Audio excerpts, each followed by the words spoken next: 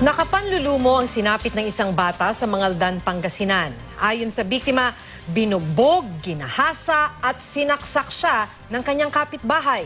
Agad namang nahuli ang suspect na notorious din daw dahil sa mga kaso ng pagnanakaw. Makibalita tayo kay Michael Season ng GMA Dagupan.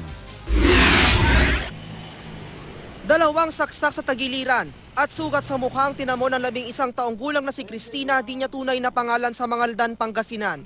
Binugbog at ginahasa raw siya ng kanyang kapitbahay. Mag-isa lang daw siya kagabi sa bahay nila, tapos may kumatok. Then akala niya yung father niya, kaya pinagbuksan niya. And then yung suspect pala, may dalang kutsilyo, trineten siya, then binugbog kagad siya. And then hinila siya palabas dun sa likod ng bakanting lote sa likod ng bahay. Ilang oras matapos ang insidente, na aresto ang 20 anyos sa suspect na si Jerry Macaraeg. Nakuha nila around past 1 o'clock ng madaling araw yung suspect dun sa along Alacan River. Nakuha sa pinangyarihan ng krimen ang kutsilyo na ginamit ng suspect. Isusumiti rin sa korte ang iba pang ebidensya, kabilang ang mga dugo ang dabit ng biktima. Itinanggi ng suspect ang paratang. Ano po ginawa niyo sa bata, sir? Wala po. Tulog na ako, sir. Ano? Tulog na ako. No. Gabi.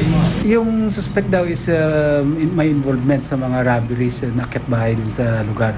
Sa ngayon, ligtas at patuloy na nagpapagaling sa ospital si Cristina. Magsasampa ang pamilya ng biktima ng kaukulang kaso laban sa suspect.